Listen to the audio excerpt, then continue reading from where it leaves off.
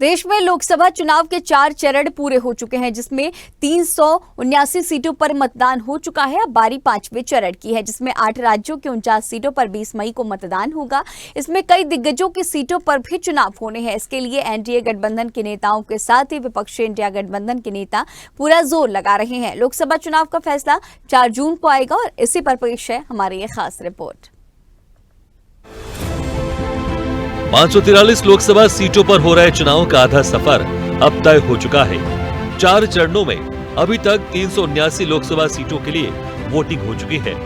5वें चरण में 8 राज्यों के 49 सीटों पर 20 मई को वोट डाले जाएंगे। इसके साथ ही 428 सीटों पर मतदान संपन्न हो जाएगा।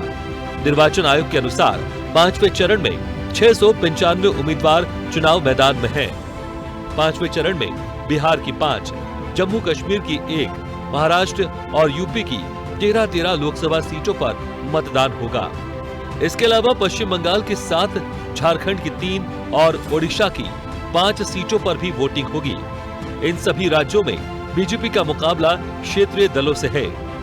बात अब तक के हुए चुनाव की करें तो देश में अभी तक औसतन 66% मतदान हुआ है, जिसमें पहले चरण में 66.1%, दूसरे चरण में 66.7%, तीसरे चरण में 65.7%, चौथे चरण में 67.3%।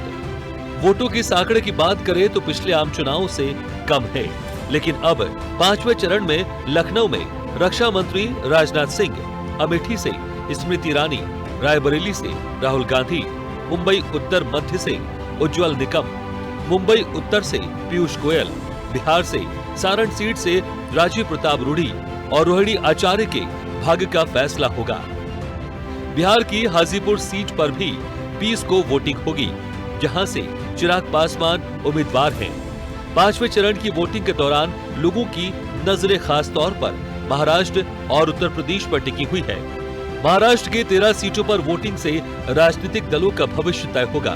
महाराष्ट्र में 2 गठबंधन एनडीए और एमवीए के बीच कड़ा मुकाबला है, तो वहीं उत्तर प्रदेश में भी कई राजनीतिक दिग्गजों के चुनाव क्षेत्र में वोट डाले जाएंगे।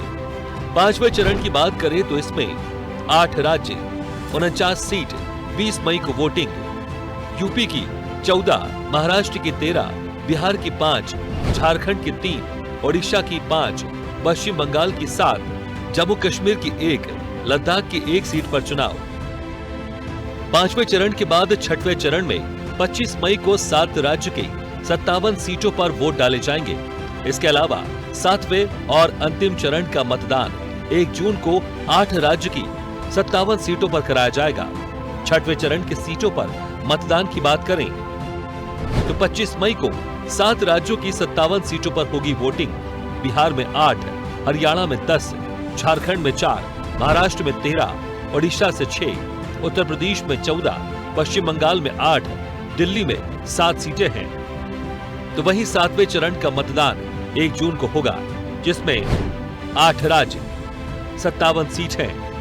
बिहार में 8, चंडीगढ़ में 1, पश्चिम बंगाल में 9, पंजाब में 13, हिमाचल प्रदेश में 4, उत्तर प्रदेश में 13, ओडिशा में 6, झारखंड में 3। बात देश की राजधानी दिल्ली की करें तो यहाँ की 7 सीटों के लिए एक ही चरण में वोटिंग होनी है, जहां 6ठे चरण में यानी 25 मई को वोट डाले जाएंगे। इसमें चांदनी चौक, उत्तर पूर्व दिल्ली, दिल्ली पूर्व, नई दिल्ली, उत्तर पश्चिम दिल्ली, पश्चिम दिल्ली और दक्षिणी दिल्ली। ये भारत में सबसे लंबे समय तक चलने वाला आम चुनाव है, जो कुल 44 दिन तक चलेगा। मौजूदा प्रधानमंत्री नरेंद्र मोदी अपना दूसरा कार्यकाल पूरा करेंगे और लगातार तीसरी बार चुनावी रण में हैं।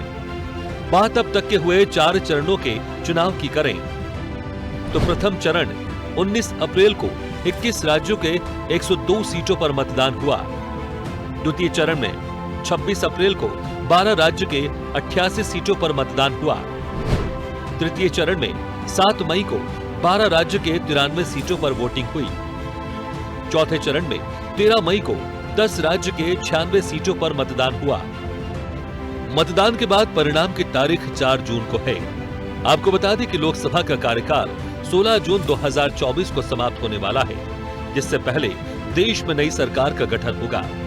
साल 2019 के चुनाव नतीजों की बात करें तो पिछले चुनाव में बीजेपी ने 303, कांग्रेस ने 52, तृणमूल कांग्रेस ने 22, बहुजन समाज पार्टी ने 10, राष्ट्रवादी कांग्रेस पार्टी ने 5, मार्क्सवादी कम्युनिस्ट पार्टी ने 3 और भारतीय कम्युनिस्ट पार्टी ने 2 सीटें जीती थी। लेकिन इस बार के रण में भाजपा का एनडीए के साथ प्रण 400 पार का है।